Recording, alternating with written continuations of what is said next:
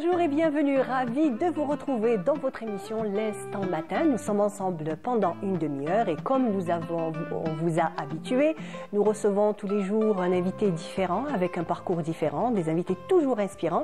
Et c'est le cas aujourd'hui, donc nous avons le plaisir de recevoir Khadija Hamdoun. Elle est poétesse, mais pas que, vous allez voir que son parcours est très particulier et surtout son amour pour les mots a fait qu'aujourd'hui elle est là avec nous pour nous présenter un petit peu son parcours et surtout donc la nouveauté, son petit bébé. Vous allez comprendre c'est qui exactement. Khadija, bonjour. Bonjour Myriam, merci pour l'invitation. Je remercie aussi tout le groupe Canal Algérie pour cette invitation. Je suis ravie d'être avec vous. En tout cas, c'est un plaisir de vous recevoir donc, dans notre nouveau studio. Vous m'avez fait la remarque, vous m'avez dit c'est nouveau. Ça vous plaît? Ah oui, ça me plaît. C'est moderne. C'est moderne, c'est beau, c'est chaleureux. Et en fait aussi, c'est en fait l'esprit de notre émission L'Instant Matin. Voilà. Donc, comme je l'ai dit, vous êtes poétesse et on va essayer de faire découvrir à nos téléspectateurs un petit peu votre parcours. Comment déjà vous est venu l'amour des mots, l'amour de la poésie? Eh bien, moi, toute jeune, j'aimais bien écrire. Je faisais des rédactions qui étaient souvent lues sur l'estrade. Donc c'était d'abord juste uniquement à l'école. À l'école, c'était à l'école. Et petit à petit, j'ai grandi, donc j'ai vu que surtout quand j'étais un petit peu triste, j'aimais bien prendre une feuille et un stylo et écrire ce qui me passait par la tête. Mais je déchirais. À chaque fois que je déchirais, je ne gardais pas. Je gardais pas. Pour moi, ce n'était pas encore de l'écriture qu'il fallait montrer. Et donc, je déchirais. Puis, arrivé à un âge plus adulte, donc vous avez commencé au collège, hein? Au collège, c'était à ce moment-là où vous avez commencé à écrire. J'ai commencé à écrire, mais je ne montrais à personne. D'accord. Je les gardais pour moi, je relisais, je revoyais ce que j'écrivais. Et puis, pour moi, je trouvais bon, que ce n'était pas encore à la hauteur. Là, même au collège, je me disais, c'est comme ça, j'écris, puis c'est tout. Hein, je ne me suis jamais mis dans la tête que j'allais plus tard écrire et tout ça. Non, je n'avais pas cet esprit encore. Mais je ne déchirais plus. Ça, c'était très important. D'accord. Donc c'était déjà un cap que vous avez réussi à passer. Oui. J'avais pris un petit peu d'assurance et je ne déchirais plus. Et je continuais à écrire jusqu'à un jour. Bon, moi, j'avais fait autre chose. Je suis allée dans un pays, j'habitais dans un pays étranger. J'étais avec mon mari, donc. Et je faisais autre chose complètement, je ne faisais pas du tout d'écriture, je n'étais pas littéraire, j'étais scientifique, j'avais commencé dans une école d'informatique et ce qui m'intéressait le plus, c'était la beauté. J'adorais tout ce qui était beau, hein. De personnages, de personnes, de l'habit, de l'art culinaire, j'aimais beaucoup ce que j'ai fait. Donc moi je suis dans une école d'informatique, j'ai laissé tomber après une année et je suis rentrée dans l'école prestigieuse de visagisme de Jean d'Estrée. J'ai fait le visagisme, j'ai continué parce que il y a une différence en fait, c'est de l'esthétique, mais de haut niveau. C'était l'une de mes plus belles années dans ma vie. J'imagine. Parce donc, que j'adorais ça. Élément. Voilà, j'étais dans mon élément. Donc j'ai fait ça, c'était très bien. Et puis j'avais découvert que nous, les Maghrébines, je vais dire pas les Algériennes, mais les Algériennes en particulier, mais les Maghrébines, on avait des mains qui était faite pour ça. C'est lui-même, c'est Jean d'Estrée lui-même qui me l'a dit. Il m'a dit, j'ai remarqué, pas que pour moi, il avait remarqué, les mains, qu'on avait des mains pour ça. Et bon, c'est pour ça peut-être qu'on aime bien l'esthétique. Hein, l'esthétique, absolument. Oui. Voilà. Le beau est partout, il faut le dire. Voilà, donc j'ai terminé, je suis revenue en Algérie. J'ai fait une formation en management. Je travaillais dans une société multinationale. J'étais co-gérante dans une société multinationale. J'ai travaillé pendant longtemps. Puis un peu, ça commençait à peser. D'accord. Vous n'étiez pas, par contre, là, vous n'étiez pas dans votre élément. Non, je n'étais pas dans mon élément. Et à partir de là, j'avais quand même ouvert un institut. J'ai travaillé dans cette... J'étais très bien. Donc vous étiez chef d'entreprise? J'étais chef d'entreprise, oui. Et puis là, après le décès de mon mari, j'avais une inspiration immense. Il fallait que je fasse sortir tout ça. Et je commençais à écrire. Vraiment, là, je me suis dit, maintenant, je dois écrire, je dois. Même pas je vais essayer, je dois écrire. Mais de toute façon, dans ma tête, je ne vais pas le montrer aux autres. Mais je dois écrire pour vous, en fait. Pour moi. Je dois l'écrire pour me soulager de ce fardeau. Et parce que c'était vraiment un fardeau. Vous savez, quand on... Il fallait que le cœur exulte. Voilà. Oui, on reste veuve avec 4 enfants et tout ça, c'était pas facile. Absolument. Mais alhamdoulilah, ça s'est très bien passé avec les enfants, ils ont grandi, ils ont étudié, pas de problème. Vous aviez donc cette force, en fait, ça vous a donné... Voilà. On sait très bien que chaque parcours, on va dire, un peu triste dans la vie, nous donne encore des forces pour continuer. Pour continuer, et quand on a des enfants, on est obligé de continuer, et ils me le rendent bien. Donc, alhamdoulilah. Donc, à partir de là, un jour, pour arriver à ce petit bébé. Petit bébé, oui. C'est ce que je vous disais tout à l'heure. Voilà. On était comme ça, une soirée familiale, et il y avait des personnes qui étaient là.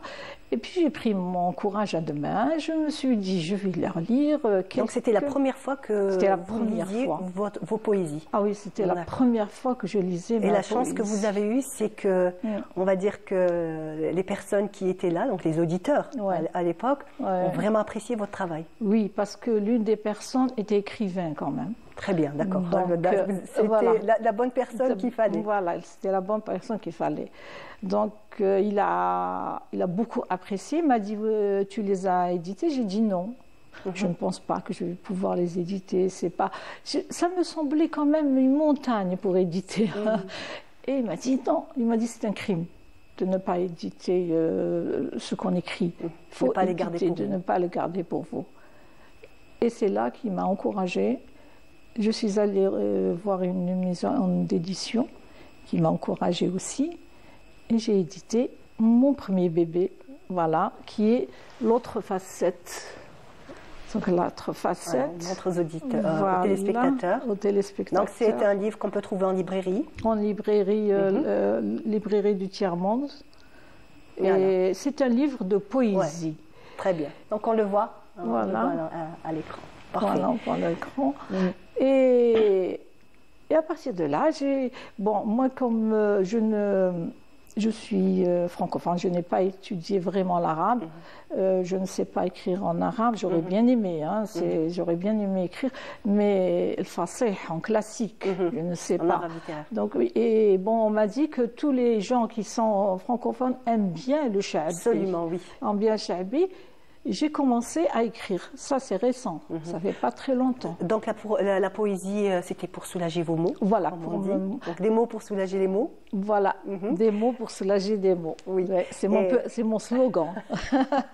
Parfait. Donc, des mots pour soulager des mots, c'était nécessaire, en fait, pour affronter la vie, pour continuer, pour un petit peu soulager votre quotidien, votre vie, la perte de votre mari aussi. Donc, la parution de ce livre. Il vous a pas mené vers l'écriture en langue arabe, ou c'était déjà dans votre tête? C'était déjà dans ma tête, parce que ce que je faisais, c'était mais même ça, je l'avais jamais dit, et puis je me suis arrêtée pendant un certain moment. C'est les petits quatrains qu'on appelle en langage algérien le bouqalet, que moi j'ai appelé le khdioujet de par mon nom Khadija. D'accord, donc vous écrivez des petites khdioujet. C'est quoi exactement? Nos khdioujet, on connaît, c'est le géranium, c'est la plante odorante. Oui, voilà, pour les faire parfumer de khdioujet. Donc j'écris je vais vous lire tout. Oui, justement, on aimerait bien. Donc, je suis certaine que les téléspectateurs sont aussi curieux que moi. Ils auraient envie d'entendre un petit peu quelques-uns de vos vers. Voilà, je vais vous lire quelques-unes. Vous m'avez dit que vous écrivez Votre écriture était assez spéciale. Voilà, mon écriture est assez spéciale. J'écris en charabia, c'est-à-dire que j'écris, je lis en arabe algérien. J'aime bien dire l'arabe algérien, mais j'écris avec les lettres françaises. D'accord. Donc, je ne sais pas écrire latine. Je ne sais pas comment. Je sais pas écrire en fait, tous les moyens sont bons pour transmettre le message. Voilà, exactement. La langue n'est qu'un véhicule pour transmettre le message. C'est pas. Oui. Alors, j'aurais voulu vous lire une pour vous. Donc, allez-y. Donc, on vous laisse le temps de chercher. Pour nous, pour les téléspectateurs ou pour moi particulièrement? Non, je vais lire pour les téléspectateurs, mais j'aurais voulu. Voilà. Bismillah بديت وعلى النبي صليت وهاد الخديوجة اللي كهديت مريم. Merci. قال لي انتي لويزا صافية مدوبة في الميزان وافية نديرك فوق فراش حرير متبعت وزربية نعزك ونخاف عليك من نسمة الحشية خير قولي لي ايه يا نجمة قلبي الذهبية. Magnifique, très très voilà. Magnifique. Et ça c'est pour les téléspectateurs. D'accord, donc ça a été pour moi. Oui. Alors attendez, on va juste envoyer le jingle, juste après ça sera les khdioujet pour les téléspectateurs. D'accord.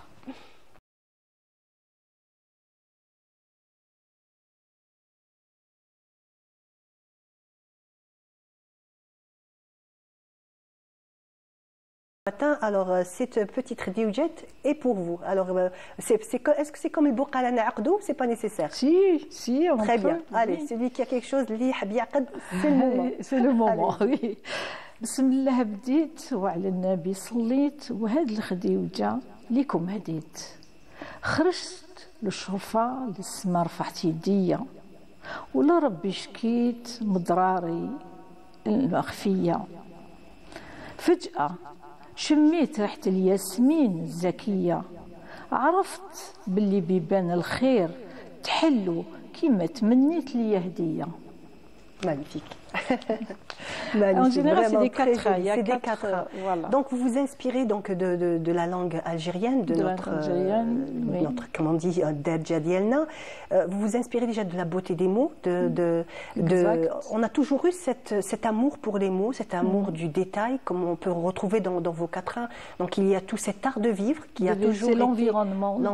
Donc, un art de vivre très particulier qui, on va dire, de l'Algérie, que ça soit Alger, la même mode de vie particulier. Après, quand on élargit aussi dans toutes les régions du pays, il y avait cette espèce de savoir-vivre, ce raffinement, et en même temps aussi à travers les mots que vous arrivez à transmettre. Justement, comme vous dites, ce raffinement, mon opinion personnelle, je vois ce qui se passe autour de moi, mais j'ai l'impression que les femmes déjà étaient beaucoup plus raffinées dans l'ancien temps.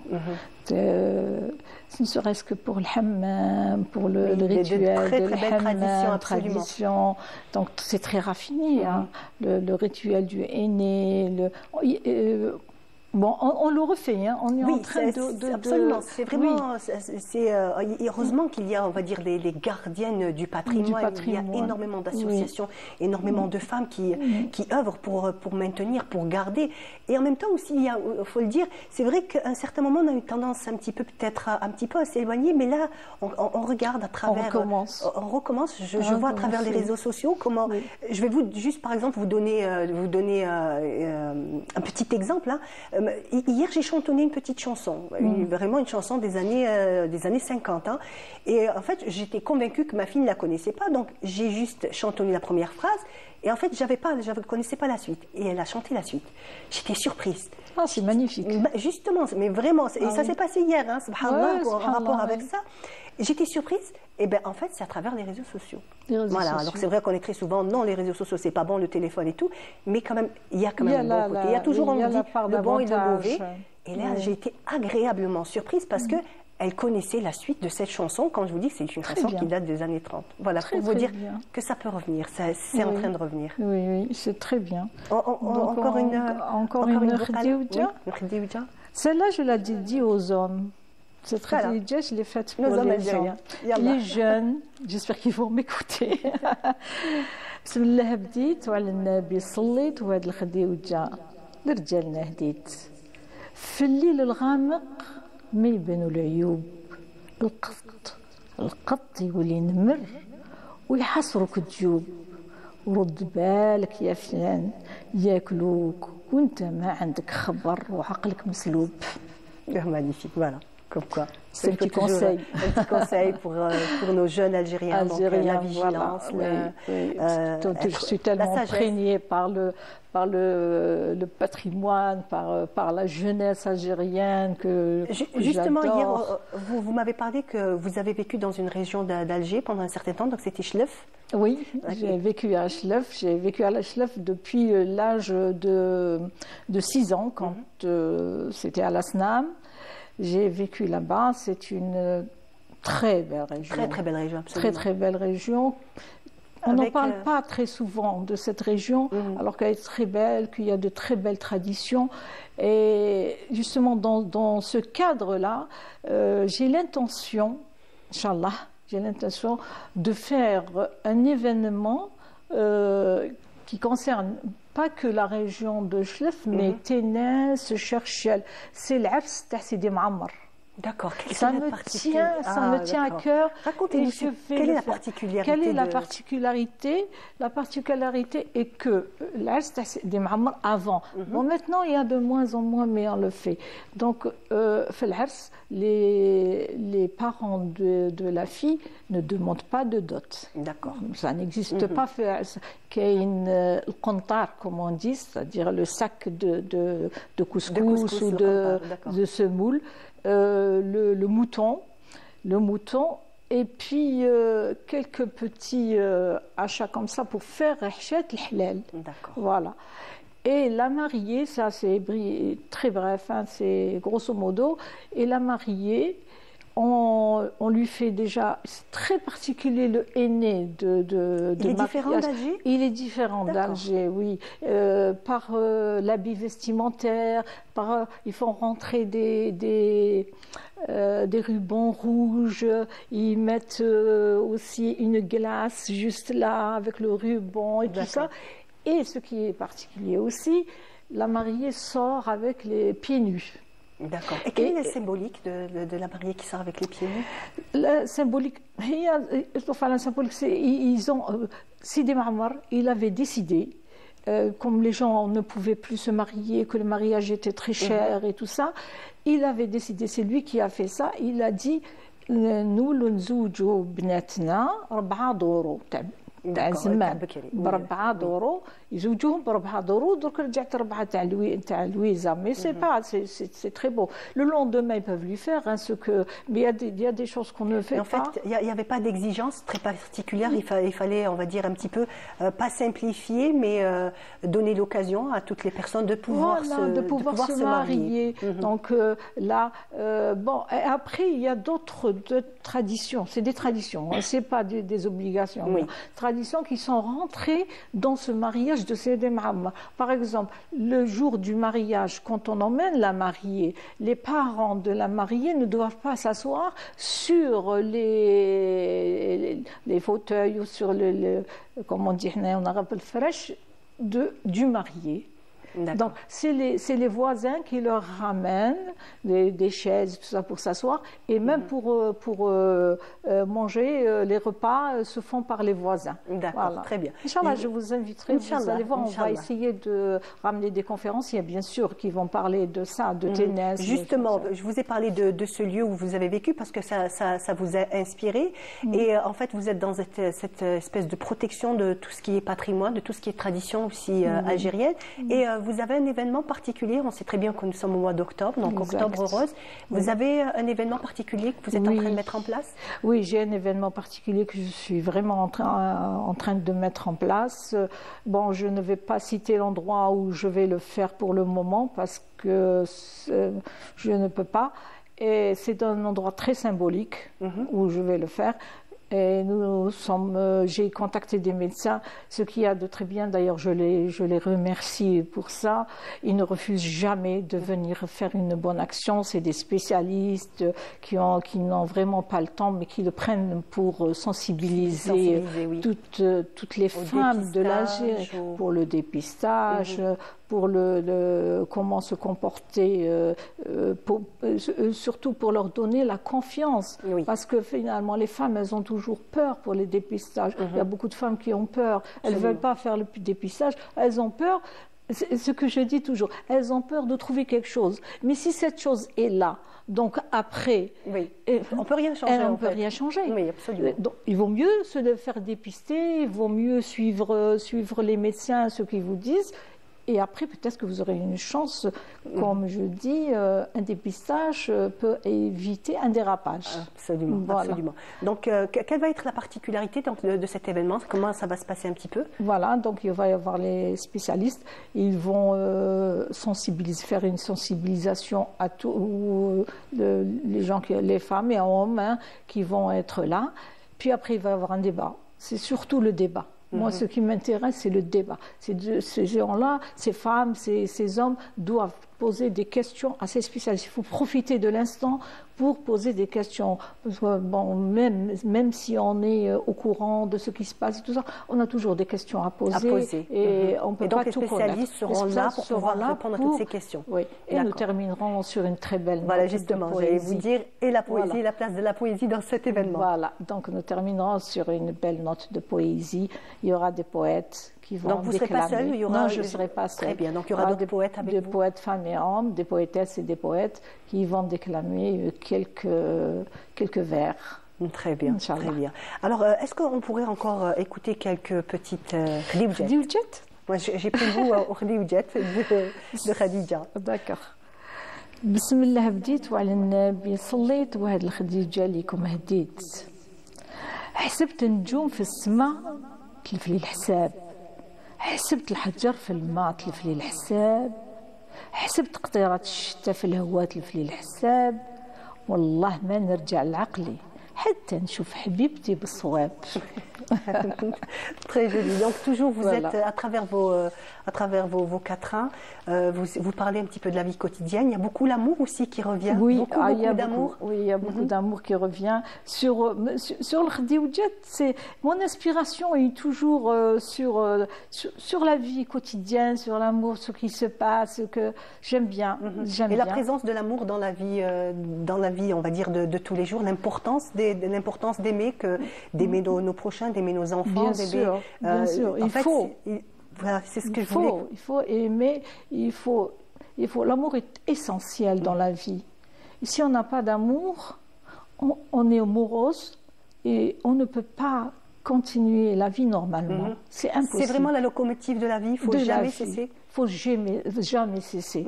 Aimer ses parents quand on est petit, après aimer son conjoint ou son ami, et après c'est les amis, c'est comme ça. La vie, elle est faite d'amour. Donc il ne faut pas la faire sortir de son contexte, la vie. Il ne faut pas dire que non, on ne peut pas s'aimer. Si, on peut s'aimer. On peut s'aimer, il suffit d'avoir un petit peu de volonté pour créer cet amour.